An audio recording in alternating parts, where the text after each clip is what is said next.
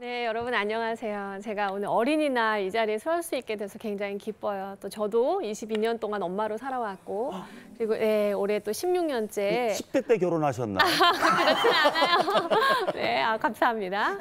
올해 또 16년째 많은 성인들을 대상으로 대화 훈련이랑 갈등 중재를 해왔습니다. 오늘 제가 짧지만 여러분하고 나눌 이야기는 한 엄마와 사춘기를 아주 급격하게 지나가고 있는 그 아들에 관련된 얘기예요. 이 어머니께서 몇 년 전에 저희가 10주 동안 진행하는 대화 훈련 워크숍에 참여하셨습니다. 그래서 한 3주 정도 지났을 때 저한테 개인적으로 요청이 오신 거예요. 선생님, 제가 제 아들 꼭 데리고 올 테니까 한 번만 같이 만나주세요. 그래서 무슨 일이 있냐 그랬더니 그저께 집을 나가가지고 어제 들어왔다는 겁니다. 그래서 무슨 일이었는지 한번 들어봤어요. 아이가 문제가 있다는 겁니다. 아이의 문제가 뭐죠? 그랬더니 하루 종일 컴퓨터를 한대요. 일단 하루 종일 컴퓨터를 한다는 것 자체에서 많은 부모님들이 우리 애도 그런데 이런 생각 하실지 모르겠어요. 어찌되었든 저는 약간 걱정을 했어요. 과연 이 아이가 엄마 따라 올까? 그랬는데 감사하게도 왔습니다. 네, 그 다음번에 저희 사무실에 이제 오셔가지고 그 엄마하고 아들이 같이 왔어요. 근데 이 아이가 왜 왔는지가 굉장히 궁금한 거예요. 그랬더니 엄마가 하루 종일 컴퓨터 게임을 할 수 있게 해주겠다 그래서 온 겁니다. 네, 일단 두 사람이 앉았어요. 그리고 이제 이 아이는 저를 이렇게 실끝 보고 목으로만 인사를 하고 아무런 말을 하지 않았습니다. 그러자 이제 엄마가 이 귀한 시간을 내서 왔는데 아무 말도 안 하는 아들이 또 답답하지가 않았던 거예요. 그러자 이제 줄줄줄줄 아들의 문제에 대해서 얘기하기 시작하는 거예요. 제가 얘 때문에 속 터져 죽을 것 같다. 얘 때문에 제가 살 수가 없다. 그러니까 이 아이 때문에 자기가 얼마나 힘든지를 굉장히 많이 얘기하기 시작하셨어요. 그러자 점점 이 아이가 고개를 더 많이 숙이더니 급기야 핸드폰을 꺼내서 이제 몸으로 보여준 거죠. 나는 너네들과 대화하지 않겠다. 그래서 핸드폰을 하기 시작했습니다. 저는 이제 이 이야기 여기서 이 아들의 이야기를 좀 들어보고 싶었어요. 그래서 어머니 일단 알겠습니다. 어머니가 이 아들하고 같이 살면서 어떤 일로 힘든지는 제가 충분히 알 것 같습니다. 그리고 그게 어머니뿐만이 아니라 저한테도 엄마인 저한테도 많이 와닿는 얘기입니다.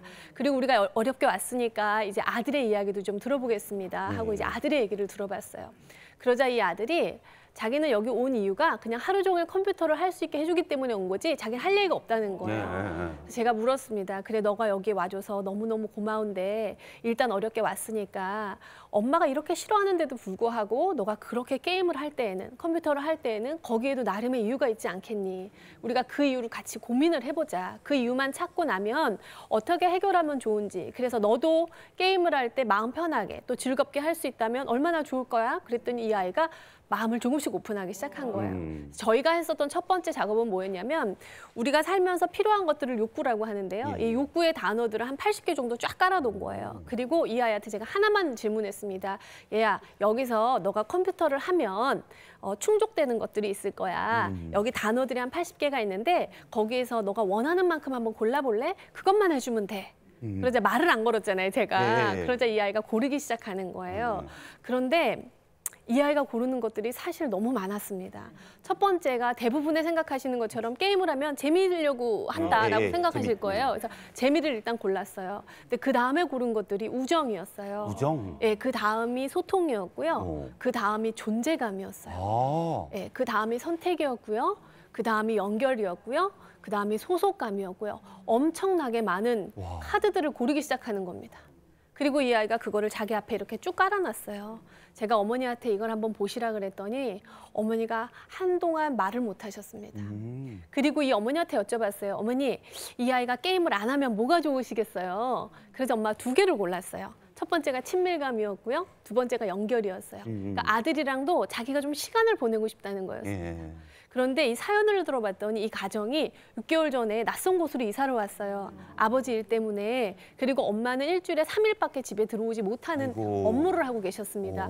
그러니까 이 아이는 혼자였거든요. 외동아들이었거든요. 그러니까 얼마나 많은 고립감을 느꼈겠어요. 이 아이가 온라인상에서 게임을 하면서 누릴 수 있었던 건 단순히 재미가 아니라 예전에 살고 있었던 오래된 친구들과 그 안에서 다시 만났던 거예요.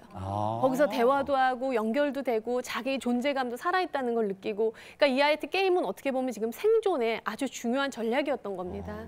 어머니께서는 그 후에 왜 말을 안 했냐고, 내가 너가 이 정도까지 중요한지 알았으면 그러지 않지 않았겠냐라고 얘기를 하셨죠. 이 아이가 왜 집을 나가게 됐냐면 그 이틀 전날 엄마가 밥을 먹으라고 불렀어요. 예를 들면 재현이면 야 재현아 밥 먹어 이랬을 거 아니에요. 근데 아이가 대답이 없는 거죠. 당연히 대답 없죠. 게임하니까. 그러자 엄마가 바로 방문을 확 열면서 너 이 자식 너 진짜 안 되겠구나 하면서 컴퓨터 그 코드를 확 뽑아버리고 이 아이가 그때 정말 중요하게 아이들과 대화하면서 게임을 하고 있었거든요. 그러니까 이 아이가 그 길로 나갔습니다. 그리고 그날 집에 들어오지 않은 거예요. 그렇게 두 모자가 온 겁니다. 여러분 이럴 때 우리가 이 갈등을 어떻게 풀어야 될까요? 너무너무 어려운 문제죠. 그렇죠. 우선 세 가지 방법을 한번 들려드리고 싶어요. 첫 번째가 뭐냐면은요. 서로가 원하는 것을 이루기 위해서 서로에게 부탁해야 된다는 겁니다. 첫 번째는 이거였어요. 엄마의 부탁은 뭐였냐면 아이가 게임을 하는 게 엄마의 불만이 아니었습니다. 엄마는 자기가 일주일에 3일밖에 못 오는데 아이하고 같이 밥 먹을 시간조차 없고 아이가 자기랑 대화조차 안 하니까 그게 너무 섭섭했던 겁니다. 그래서 제가 어머니께 여쭤봤어요. 그럼 어머니가 아이하고 친하게 지내고 싶고 욕구가 친밀감이었잖아요. 친하게 지내고 싶고 아이하고 좀 더 단절된 게 아니라 연결된 기분을 느끼려면 아이한테 원하는 부탁이 뭡니까? 그러자 엄마가 최소한 주말만큼은 얼굴을 쳐다보면서 밥 한 끼라도 먹었으면 좋겠다는 거예요. 아이한테 제가 되물었습니다. 이건 가능하겠냐고. 그러자 아이가 그 정도는 가능하다는 거죠. 아이한테 물어봤어요. 얘야 너는 엄청나게 많은 중요한 욕구들을 여기다 나열했는데 대략 한 10가지가 되는데 이거를 위해서 엄마한테 부탁하고 싶은 게 뭐니? 그러자 이 아이가 말해봐야 안 될걸요? 이렇게 얘기하는 거예요. 그래도 우리가 한번 말은 해보자. 자기가 이 친구들과 새로 온 곳에서 친구들을 못 만나는 거잖아요. 그러니까 예전의 친구들과 정말 내가 중요한 이 게임을 하는 시간만큼은 존중해달라는 겁니다. 그래서 엄마가 바로 얘기해요. 너가 숙제를 안 하잖아. 이렇게 얘기를 하는 거죠. 그럼 이 문제는 어떻게 해결할까? 그러자 이 아이가 그거는 어떻게든지 간에 자기가 끝내겠다는 겁니다. 자기의 게임을 친구들과 하는 시간만 허락해 준다면 우리가 여기에서 일단 1차적인 합의를 봤어요. 두 번째 방법은 뭐냐면 이게 돼도 이제 부모님이 아이가 게임만 하면 어떻게 돼요?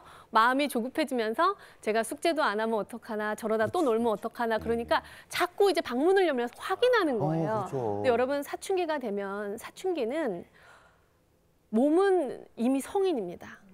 그런데 정서는 아직까지 부모의 도움을 받아야 되는 시기죠. 청년과 소년의 중간이 청소년기잖아요. 그러니까 이럴 때는 존중이 필요합니다. 우리가 일단 약속을 했다면 이 아이가 게임하는 시간 동안에 절대로 잔소리하지 마세요. 그 대신 엄마가 너를 서포트해주고 지지해주고 믿고 있다는 걸 보여주세요. 그 가장 좋은 방법이 뭐겠습니까? 바로 스킨십입니다. 그래서 들어갈 때 너 아직도 하니? 뭐 하니? 뭐 이렇게 묻지 마시고요. 간식 하나 갖다 주세요. 정수리에 뽀뽀 한번 해주세요. 그래 즐겁게 보내라 라고 해주세요. 이 아이는 게임을 하고 있지만 아까 살펴본 것처럼 친구들과의 우정, 연결, 존재감, 자존감, 많은 것들, 인정 이런 욕구들을 충족하고 있는 시간이니까 격려해 주시라는 겁니다. 오히려 정수리에 뽀뽀하면 사춘기 아들들은 질색팔색하지 않을까요? 그러기도 하는데 네네. 속으로는 좋아해요. 그럼. 복도에서 지나갈 때 등 한번 만져주는 거, 네. 둥둥이 한번 쳐주는 거 이런 거 다 좋아해요. 예. 세 번째 마지막 방법이 뭐냐면 이렇게 해도 약속이 잘 안 지켜질 때가 그렇죠. 많은 거예요. 예. 그러면 이제 부모들이 내가 너 그럴 줄 알았어. 그래. 내가 이 자식 내가 너를 믿은 내가 바보야 하면서 모든 게 다 이제 원점으로 돌아가고 맞아요. 더 서로를 불신하고 서로를 더 비난하게 되더라는 거죠. 이럴 때 제일 중요한 건 어떤 경우라도 원하는 말을 하는 겁니다. 우리가 대부분 이 갈등이 왜 심각해지고 중재 시에도 왜 중재가 실패하냐면 끊임없이 서로가 서로에 대해서 비난할 때는 중재가 안 돼요.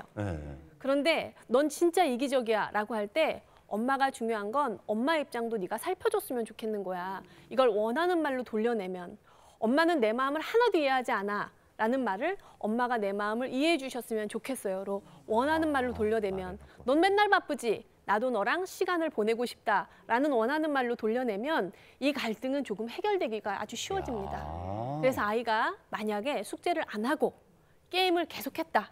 그래서 우리 약속이 어겨졌다라고 한다면 아이를 문제로 보지 마시고 오늘 숙제가 안 됐고 너는 오늘 게임을 했어. 이게 우리의 문제야. 엄마는 네가 약속한 대로 네 숙제는 해줬으면 좋겠어. 원하는 말로 돌려내는 거. 이게 우리 아이들과 먼 길을 가야 되잖아요. 시작은 있지만 끝이 없는 게 육아잖아요.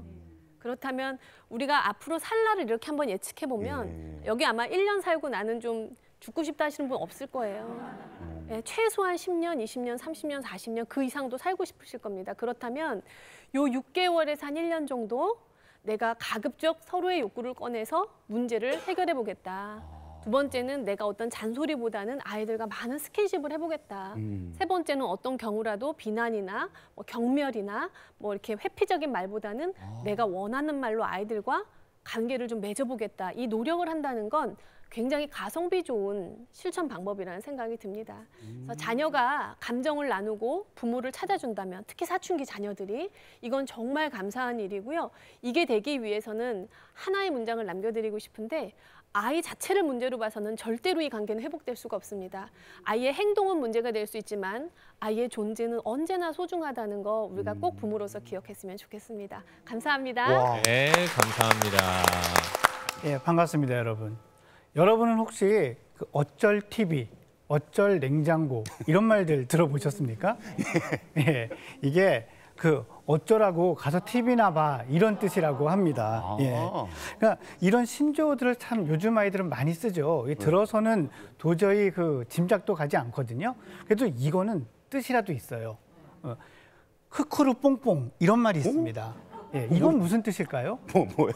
예, 진짜? 아무 뜻이 없습니다. 아, 뜻이 없어요? 예, 아무 뜻이 없는데 발화를 하는 거예요. 그렇죠. 그러면서 아이들은 근데 그 어떤 뉘앙스, 느낌만 가지고 그런 대화들을 하는 거죠. 그런데 저희들은 한 10년 전만 해도 뭐 그런 거 있었잖아요. 유행어라고 치면 뭐 제일 좋아.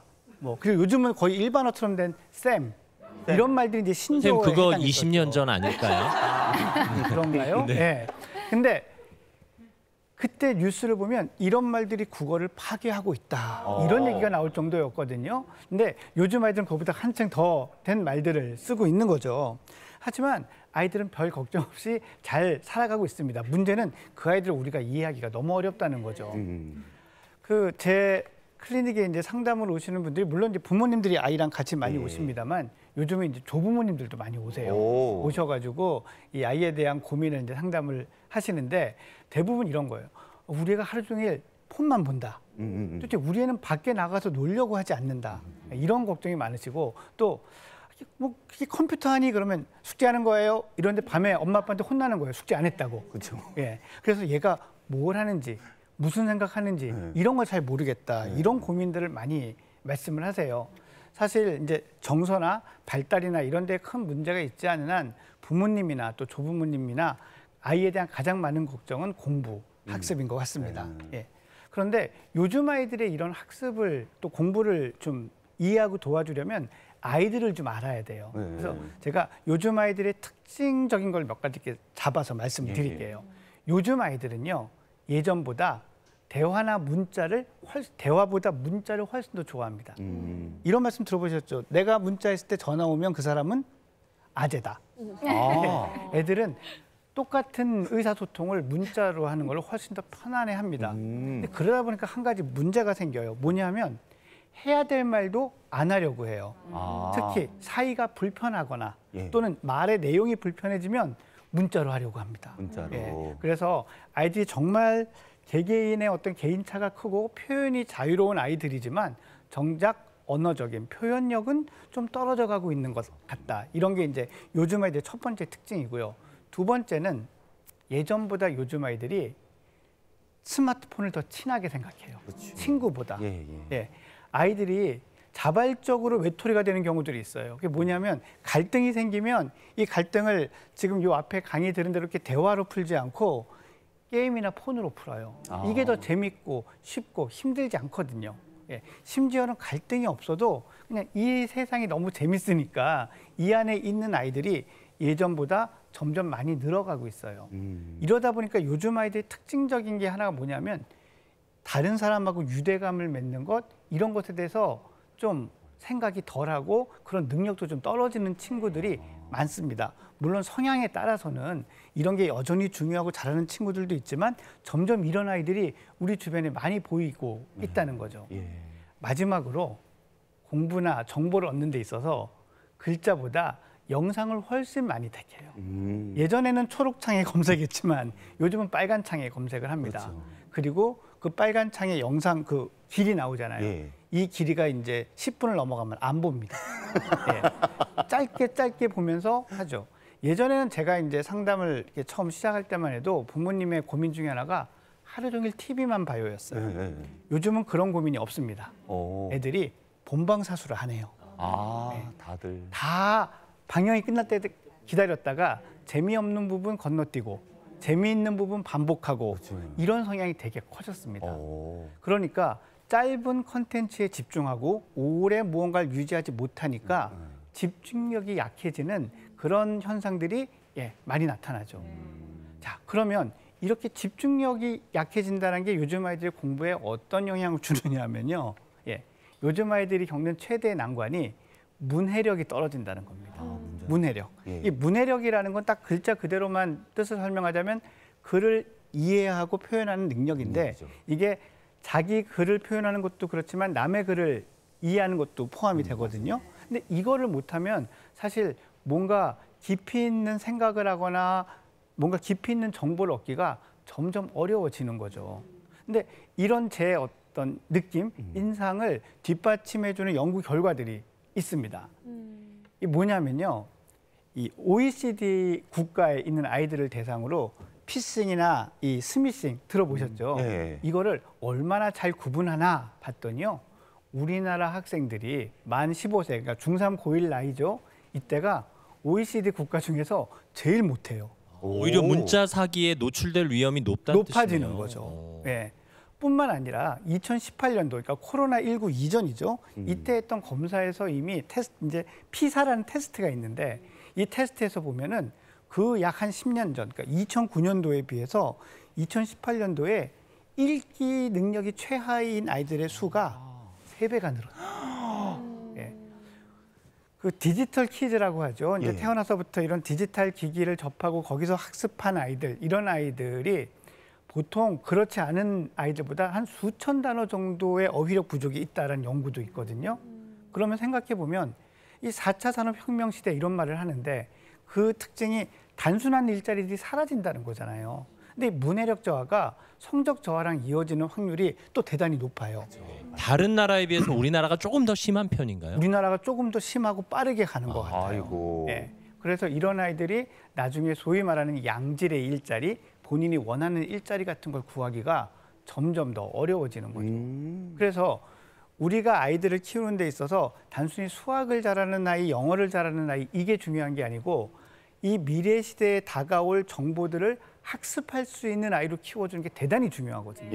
자, 그러면 어떻게 그걸 가정에서 할 수 있느냐? 그 방법들을 제가 지금부터 말씀을 드리려고 하는데요. 첫 번째는요. 놀아주는 게 중요한데 이거 아날로그 방식으로 놀아주세요.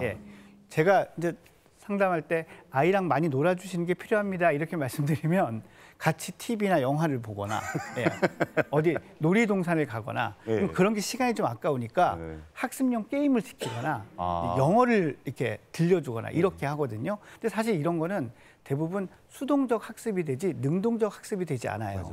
오히려 옛날에 했던 것처럼 역할놀이, 소꿉장난 이렇게 대화를 많이 하는 것들이 두뇌에 훨씬 더 많은 자극이 되거든요. 그래서 언어 표현도 늘지만 사회성 발달도 늘게 되고요. 근데 애들이 소꿉장난 안 하려고 할 텐데. 아니에요. 생각보다 많이 하려고 해요. 제가 그래요. 아이들을 이제 만날 때 단골 질문이 뭐냐면 넌 엄마 아빠랑 시간 있으면 뭘 하고 싶어? 이러면요. 인터넷 게임이요, 뭐 닌땡땡이요 이렇게 얘기하는 아무도 없어요. 블럭하고 싶어요, 그림 그리고 싶어요, 공 차고 싶어요라고 얘기합니다. 그러니까 이런 놀이들 생각보다 좋아하고요. 어른들만 지루해요. 애들은 그 나이 때 이런 걸 하면서 얻는 신기함, 즐거움들이 있기 때문에 지칠 때까지 하려고 하는 경우가 훨씬 더 많습니다. 그다음에 이제 좀 학습에 대한 이야기를 드릴게요. 제가 의과대학 다닐 때 그 학생들, 친구들의 노트를 많이 빌려봤습니다. 빌려주는 쪽이 아니라 빌려보는 많이 쪽. 빌렸죠. 정말 특히 여학생들의 필기는 제가 보기엔 신의 경지인 거예요. 그리고 다들 공부도 너무 잘합니다. 그래서 저 노트만 내가 빌리면 공부를 잘할 것 같은 거예요. 제가 학생 때 여기 계신 청근하 교수님 노트도 많이 빌려봤어요. 정말요? 공부도 잘하고 글씨도 필기도 너무 좋거든요. 그래서 이제 희망을 가지고 공부를 합니다. 근데 점수가 안 좋아요. 제가 막 못 알아들으면서 졸면서 했던 노트로 공부한 과목보다 점수가 안 좋습니다. 왜 그러냐면 그걸 나중에서 깨달았어요. 그럴 수밖에 없다. 왜냐하면 그 노트법은 그 노트를 쓴 사람 머리에 맞게 돼 있는 거예요. 그렇지. 네. 그 사람하고 저하고 머리가 다른 거거든요. 일을 하는 방식이. 근데 거기에 맞지 않는 걸 보고 그냥 무조건 봤으니 잘 됐을 리가 없는 거죠. 그래서 무엇이든 공부를 사실은 어떻게 하면 필기를 더 잘할 수 있을까? 어떻게 하면 기억을 더 잘할 수 있을까? 어떻게 하면 이해를 더 잘할 수 있을까를 계속 고민을 해야 돼요. 네. 그래서 자기만의 학습법을 찾는 것, 자기의 장점을 활용한 또 단점을 감추는 학습법을 찾는 게 대단히 중요합니다. 그런데 이제 부모님들, 특히 이제 이 할아버지 할머니 조부모님들은 이런 말씀 많이 하세요. 라떼는 말이야. 네. 영어 공부라는 거 말이야. 콘사이스를 씹어 먹어가면서 뭐 이런 얘기 저 듣고 자랐고요. 예, 뭐 계속 써야 된다. 뭐 수학도 써야 된다. 앉아서 바른 자세로 이런 얘기를 많이 하는데 이게 꼭 진짜 학습 성취도랑 관련이 있다? 이런 연구가 없어요. 예, 그래서 아이들은 자기에 맞는 방식으로 공부를 하도록 인도되는 게 대단히 중요합니다. 어떤 아이들은요, 숲을 잘 봐요. 어떤 아이들은 하나하나 나무를 잘 보는 아이가 있고 어떤 아이들은 시각적인 정보들을 잘 받아들이는 아이가 있는가 하면 말로 들을 때 기억 잘하고 이해 잘하는 아이들이 있거든요. 어떤 아이들은 계획을 잘 세우는데 어떤 아이들은 또 유연성이 뛰어나요. 이런 것들에 맞춰서 자기만의 공부 습관을 갖도록 해주는 것. 이게 이 시대에 또 이 세대에 맞는 학습법이라는 걸 꼭 강조를 드리고 싶습니다. 그다음에 마지막으로 하나 덧붙이고 싶은 건 이건 뭐 너무나 당연한 거 아니냐 이렇게 말씀하실 텐데 책을 많이 읽게 하는 거예요. 네. 특히 코로나19 이 시대에 아이들의 활동이 줄어들면서 독서의 중요성은 다시 한번 대두가 됐거든요. 근데 이게 코로나 말고도 중요한 이유가 또 하나 있어요. 지금 여러분 댁에 살고 있는 그 사랑스러운 아이들, 이 아이들을 일컫는 말이 있습니다.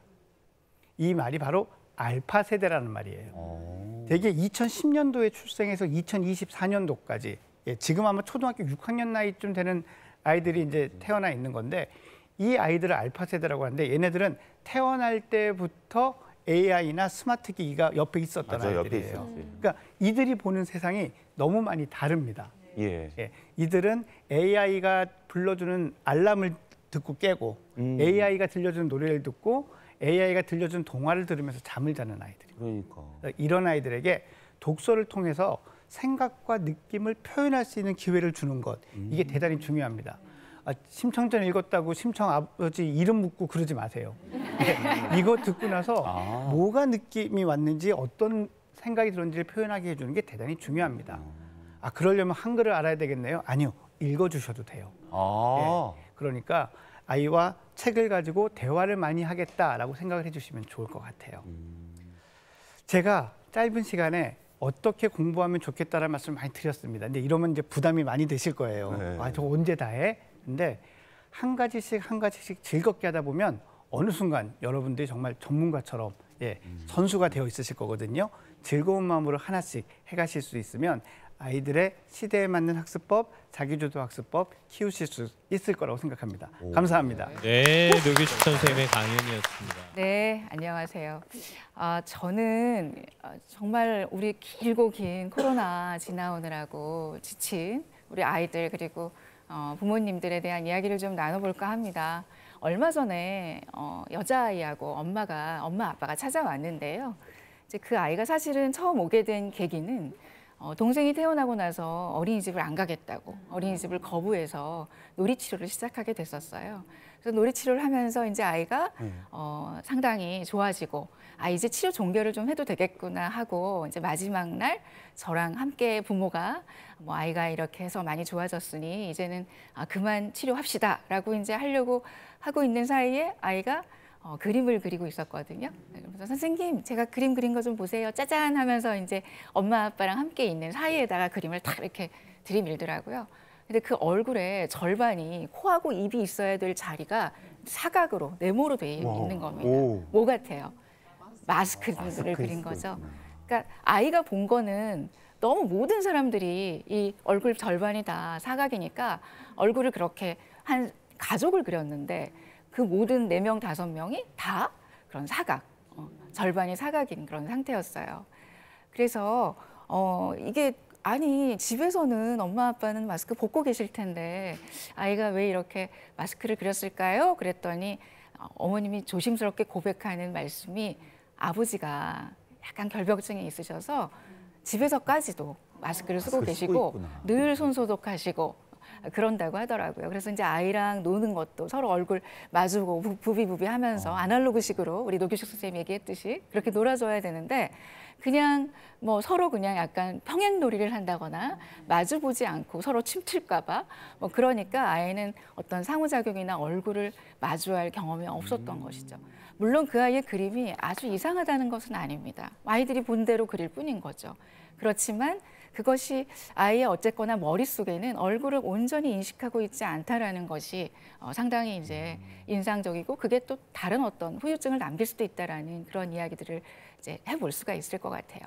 사실 얼마 전에 그 모 방송에서 네이처에 소개된 어떤 연구 결과를 발표한 적이 있었습니다. 그래서 많은 부모님들이 어린아이를 둔 부모님들이 좀 걱정을 많이 했는데요. 그 연구는 2020년 우리가 3월에 그 코로나 팬데믹이 시작되지 않았습니까? 근데 그 전에 태어났던 아이들, 즉 2019년까지 태어났던 아이들하고 2020년 3월 이후에 태어난 아이들의 그 뇌발달을 지수로 평균을 내봤는데 언어, 뭐 퍼즐 맞추기, 뭐 운동 발달 그런 것들을 골고루 이제 체크를 해봤는데 그 이전에 20년 이전에 태어난 아이들은 한 평균 100점 정도, 85에서 한 110점 정도의 사이였다면 20년 이후에 그 태어난 아이들의 그 발달 지수는 한 78점 정도였다고 해요. 무려 오. 20점 정도가 떨어지게 나온 것이죠.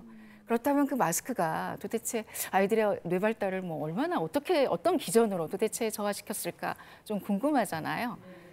아이가 태어나서 가장 초기에 부모 얼굴을 보면서 상호작용하면서 뇌가 계속 발달이 촉진돼야 하는데 그런 부분을 아무래도 덜 받게 되고 또 코로나로 인해서 이제 임산부가 임신 중에 부모님이 엄마가 스트레스를 받은 것도 한 원인이라고 그렇게 학자들은 가설로 이야기를 하고 있습니다. 그런데 그렇다면은 과연 이 연구 결과가 정말일까?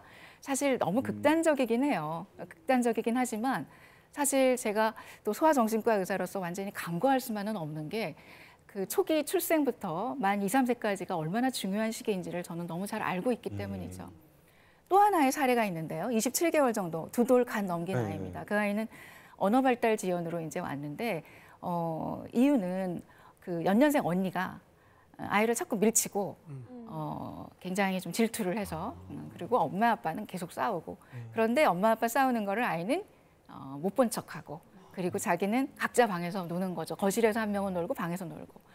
그리고 엄마 아빠는 자기가 이제 너무 서로 양육 방식의 차이로 인해서 자주 싸우다 보니까 아이하고 얼굴 맞추면서 대화하고 상호작용할 기회가 확실하게 줄어든 것입니다. 이것이 그 의미하는 바에 대해서 제가 말씀을 드리려고 해요. 경험과 환경적인 요소가 얼마나 뇌 발달에 많은 영향을 미치는가에 대한 이야기입니다. 즉 아이가 사실은 언어 치료를 하면서 또 부모가 집에서 조금 많이 놀아주라는 저의 어떤 권고에 의해서 집에서 열심히 놀아줬어요. 그런데 한 9개월 정도, 10개월 정도 지연돼 있던 언어 수준이 뭐 급격하게 좋아지기 시작해서 정말 3, 4개월 만에 아이가 언어가 막 활발해지고 표정도 화사해지고 이제 그런 아이가 됐습니다. 그래서 여기에서 우리가 이제 느끼는 것은 아이가 정말 꼭 받아야 될 보편적인 자극과 또 아이가 필요한 어떤 환경이라는 게 무엇이냐 그 얘기를 드리려고 해요. 경험 기대형 뇌발달이 있고요. 경험 의존형 뇌발달이라는 게 있습니다. 여기에서 경험 기대형 뇌발달이라는 것은 마땅히 받아야 될 보편적 경험과 자극을 얘기하는 거예요. 그걸 통해서 오감이 자극되는 것이죠. 그러니까 아이가 코로나로 인해서 그 이전의 아이들은 보편적으로 받아야 될 자극들은 코로나가 못 받게 만들어서 정서나 사회성이나 언어 발달에 어느 정도 지연을 일으켰던 것이 아닐까라고 생각을 하는 것이고요. 그다음에 경험 의존형 뇌발달은 우리가 일란성 쌍생아를 서로 다른 나라, 다른 가정에 키웠을 때 그 뇌가 같을 것 같지만 사실은 달라진다는 것이죠. 유전자가 일란성상 생활하면 거의 이제 100% 일치하는 건데 물론 100%는 아닙니다만 어쨌든 거의 유사하지만 환경에 따라서 아이의 뇌의 그런 구성이라든지 세포의 수라든지 뇌의 연결망이 달라진다. 그게 바로 경험 의존형 뇌발달이라는 겁니다. 그 경험 의존형 뇌발달과 경험 기대형 뇌발달 모두가 뇌 가소성에 대한 얘기예요. 뇌 가소성은 뇌가 굉장히 연하고 유연해서 아이들이 환경에 의해서 뇌가 이렇게도 변할 수 있고 저렇게도 변할 수 있다. 긍정적인 경험이 들어오면 긍정적인 뇌가 되고 부정적인 경험을 받으면 부정적인 뇌가 된다. 아동학대 같은 것도 다 그런 거에 기반해서 뇌의 발달에 영향을 미친다라고 연구자들은 그렇게 이야기를 하고 있습니다. 네, 그래서 영유아기 초기부터 우리가 너무 인지적으로 아이를 막 빨리빨리 열심히 공부시키겠다는 그 의욕에 만 3세도 안 된 아이한테 조기 교육을 시킨다는 거는 그 시기에 맞는 자극을 못 주게 되는 것이기 때문에 문제가 생겨요. 그래서 우리가 조기 교육보다는 적기 교육, 아이의 뇌 발달에 맞는 그런 자극을 줘야 된다는 이론이 여기에서 나오게 되는 겁니다. 그 다음에 이제 제가 두 번째로는 우리 노규식 선생님도 우리 AI 너튜브에 대한 이야기 많이 하셨는데 스마트폰 키즈. 여기서 조금 더 자세히 들어가면 AI 이 알고리즘에 지배받고 있는 우리 아이들에 대한 이야기를 잠깐 드릴까 해요. 저한테 이제 초등학교 4학년 자폐 스펙트럼 장애로 치료받고 있는 아이가 지금 5년째 다니고 있는데 제 외래 진료가 너무 이제 길어지다 보니까 외래에서 대기 시간이 너무 길어서 아이가 딱 들어왔을 때 아, 땡땡아 너무 많이 기다리느라 지쳤지? 그랬더니 아니요. 저 영상 보느라고 시간 가는 줄 몰랐어요. 그러더라고요. 그래서 무슨 영상 봤는데? 그랬더니 뭐 선생님 아시잖아요. 엘리베이터 영상이요. 그 아이는 엘리베이터에 꽂혀 있는 아이였어요. 엘리베이터 뭐 심지어 제조사까지 다 외우고 있는 아이였고요. 엘리베이터 뭐 오래 기다리셨습니다. 뭐 그런 멘트 다 외워서 맨날 제 앞에서 하고 그런 이제 자폐 스펙트럼 장애 아이였는데 이제 그 아이가 엘리베이터 영상을 계속 보다 보니까 너튜브에서 계속 그 엘리베이터 관련된 영상을 계속 추천을 해주는 것이죠. 그래서 그 아이는 그거를 뭐 보려고 한 것은 아니지만 계속 추천이 되니까. 그러니까 엄마는 그냥 아이가 보고 있으니까 뭐 시간 때우고 좋네 그러면서 그냥 냅둔 거죠. 그래서 그런 문제, 그 너튜브 알고리즘에 의해서 아이가 그냥 추천된 영상을 무분별하게 봤을 때 그런 문제점을 제가 이제 느끼게 돼서 제가 흥미로운 실험을 좀 얘기를 드릴까 해요. 이거는 AI 기업에서 실험을 한 것인데 우리 3D 모델링에 의해서 그 인공지능 그 유아 5살짜리 유아를 2개를 만들었어요. 모델을. 그래서 그 한 AI 유아에게는 되게 무작위로 컨텐츠를 노출시켰고 한 AI 유아에게는 예쁜 말들, 뭐 동화 구연, 그리고 베스트셀러 아동 문학 작품을 이렇게 컨텐츠를 읽어줬어요. 그랬더니 무분별한 컨텐츠에 노출됐던 그 아이는 유치원에서 뭐 했어? 그랬더니 유치원 애들 다 찌질해. 노잼. 뭐 그러고 그런 말 하면 안 된다 그랬지? 그랬더니 짜증나. 뭐 그러면서 약간 그 앞에 접두어 붙는 거 아시죠? 그런 말을 했다고 해요. 그런데 예쁜 말을 듣고 동화구연 그 강사가 말한 말을 들은 아이는 오늘 유치원에서 뭐 했어? 했더니 종이접기하고 놀았어요. 하늘은 어떻게 날아? 그랬더니 구름빵을 먹으면 훨훨 날 수 있어요. 이렇게 이야기를 했다고 합니다. 그래서 이제 이게 컨텐츠가 얼마나 이게 중요하냐라는 것에 대한 실험 같은 건데요. 그래서 제가 드리고 싶은 말씀은 우리 아이들, 어머님들 뭐 오래 기다리거나 그럴 때 스마트폰 그냥 무심히 줘버리고 아이가 영상 보는 거 그냥 너 좋아하는 거 그거 봐. 그렇죠. 그렇게 말씀하시고 요새 TV로도 너튜브를 막 볼 수 있으니까 그 TV로도 큰 화면으로 보여주고 거기에서 무슨 내용이 오가는지 어떤 말들을 하는지에 대해서 전혀 거르지 않은 채 그렇게 하시잖아요. 그래서 저는 권고드리고 싶은 거는 부모님들이 어느 정도는 적당한 그 정기적으로 아이가 보는 영상과 또 그 검색어와 그런 것들을 좀 교체해 가면서 너무 무분별하게 영상 콘텐츠에 노출이 되지 않도록 해주십사 하는 그런 관리 감독이 굉장히 중요하다라는 말씀을 마지막으로 드리고 싶습니다. 사실 코로나로 인해서 지금 바깥 활동이 너무 단절되고 또 이제 뭐 포스트 오미크론 대책이 되면서 올해 3월부터 아이들이 이제 등교를 하게 되기는 했는데 어쨌거나 지금까지 그 2년 이상 비대면 수업과 또 이 스마트폰에 또 영상과 컴퓨터로 학습하던 이 관성이라는 게 그렇게 빨리 없어지지가 않아요. 아마 굉장히 학교 생활이 생소하게 느껴지는 아이들이 많이 있을 거라고 생각합니다. 그리고 디지털 시스템이 익숙해진 이 사회를 저희가 이제는 역행해서 거스를 수는 없다고 생각해요. 실제로 저도 이제 대학에 있다 보니까 회의가 모든 게 전면으로 비대면으로 하다가 갑자기 이제 대면으로 하려고 그러니까 좀 어색해요, 오히려. 그래서 야, 아이들은 얼마나 그게 더 어색할까라는 생각이 드는 거죠. 그 어린아이들의 뇌는 우리보다 훨씬 더 유연하니까 환경에 쉽게 영향을 받잖아요. 그래서 이 코로나와 이 AI에 영향받는 이 아이들을 제가 엮어서 이렇게 말씀드린 바로 그 이유는 그만큼 비대면 사회에 이런 여러 가지 컨텐츠들의 영향을 받고 있는 아이들이 서로 무관하지 않기 때문에 부모님들의 적절한 관리와 또 정말 신경이 굉장히 중요하다라는 말씀을 마지막으로 드리고 다양한 자극과 좋은 경험을 하게 해주셨으면 좋겠다는 말씀으로 마무리를 드리겠습니다. 아마 1, 2, 3교시 우리 아침마당을 쭉 이제까지 다른 채널 돌리지 않고 들으신 부모님을 가지고 있거나 아니면 할머니, 할아버지를 가지고 있는 아이들은 정말 행복한 아이들일 것 같아요. 단언컨대 잘 키우실 수 있을 것 같습니다. 그런데 그렇지 않은 아이들이 너무 많이 있습니다. 제가 늘 드라마 같은 얘기하는데 오늘은 진짜 드라마 얘기를 한번 해볼까 합니다.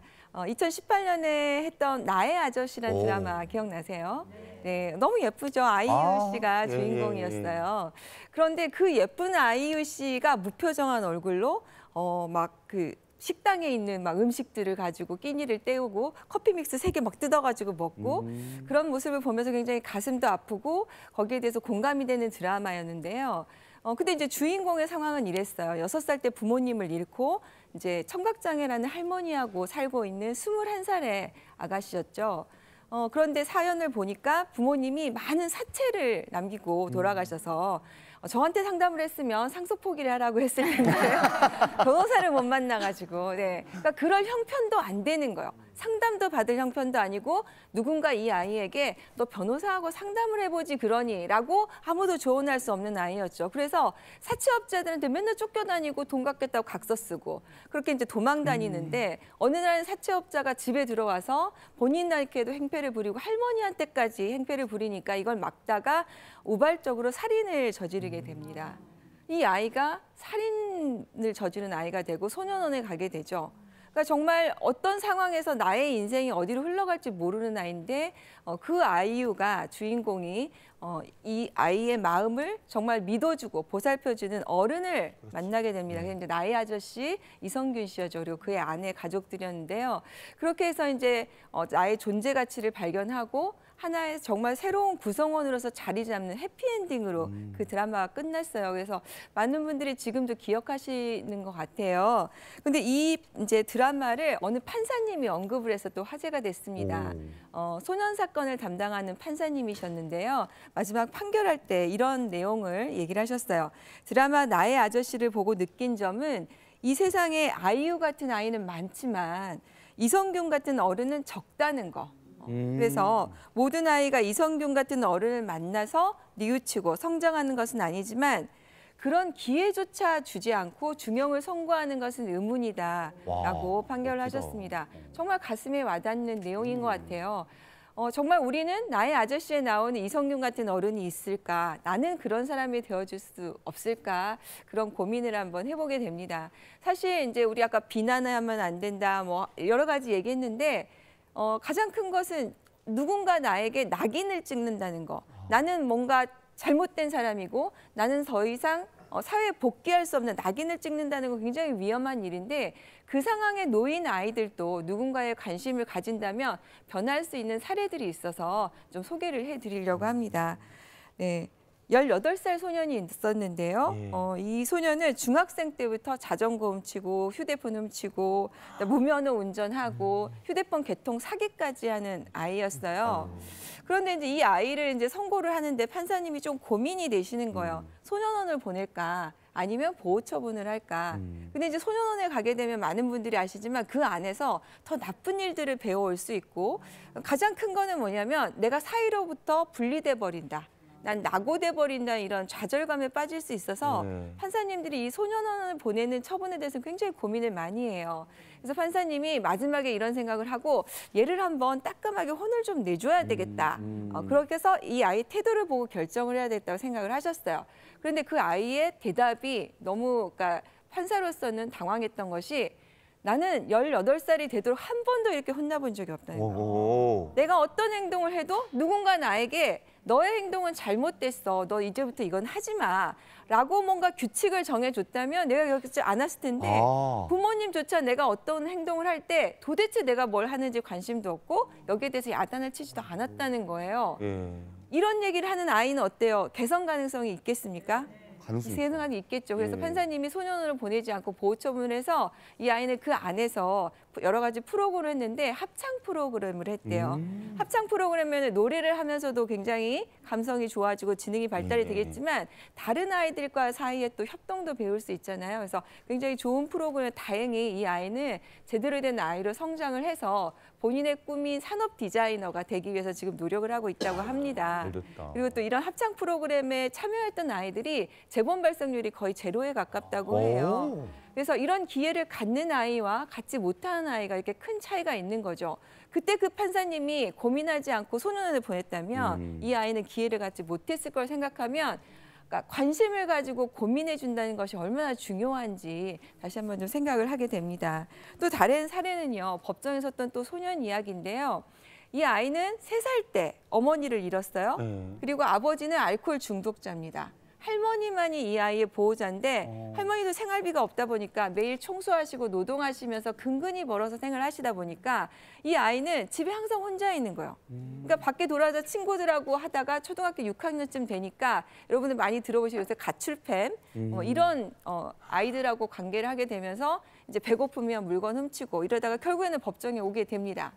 이때 그 아이를 어떻게 할까 고민을 했는데 그때 이제 담임 선생님과 그다음에 상담 선생님과 그다음에 소년원에 가기 전에 판단하는 분류심사원이 있어요. 예. 거기 계신 분들이 이 아이를 전부 다 상담을 해봤는데 이 아이 마음속에는 아직도 할머니의 존재가 있는 거예요. 아. 그래도 아직은 할머니가 나를 보고 기대하고 있고 할머니를 실망시키지 않아서 너무 슬프고 그다음에 할머니가 몇 번 자기를 위해서 식사를 준비하고 기다리시는데 그거에 대해서 본인이 그걸 모르고 했던 거에서 뉘우치는 마음이 보이니까 이 아이를 이제 보호 처분을 해가지고 소년원으로 보내지 않고 보호를 했습니다. 그래서 이 아이는 나중에 요리사가 되고 싶다고 했는데 왜 그러냐 했더니 할머니가 나를 위해서 밥을 차려줬듯이 나도 할머니에게 맛있는 요리를 만들어드리고 싶다. 그래서 이 아이는 거기서 그걸 공부를 해서 지금 호텔에 취직을 했다고 해요. 야. 할머니를 초대해서 호텔에서 식사 대접도 했다고 합니다. 사실 할머니가 많은 시간을 이 아이를 보내지는 못했지만 계속해서 사인을 보내고 있었잖아요. 난 널 기다리고 있고 너를 위해서 식사를 준비하고 있고. 그러니까 누군가에게 한 사람만이라도 존재를 한다면 그 사람은 절대 세상에서 슬퍼하지 않고 살아남을 수 있다고 해요. 이 한 사람의 존재가 없으면 정말 슬픈 일이겠죠. 또 다른 사례를 말씀드리면 판사님 한 분이 정말 중형을 저지른 아이였는데 이 아이를 실형을 선고를 할 수밖에 없는 거예요. 그런데 고민을 하다가 이 아이를 위해서 책을 하나 선물을 하고 싶어서 이 아이를 소년원에 데리고 가는 직원에게 이 책을 하나 좀 이 아이에게 보내달라라고 선물을 했는데 이 아이의 마음을 어루만져 줄 수 있는 잠언이 담긴 책이었습니다. 그 안에 있는 내용을 잠깐 좀 소개를 해드릴게요.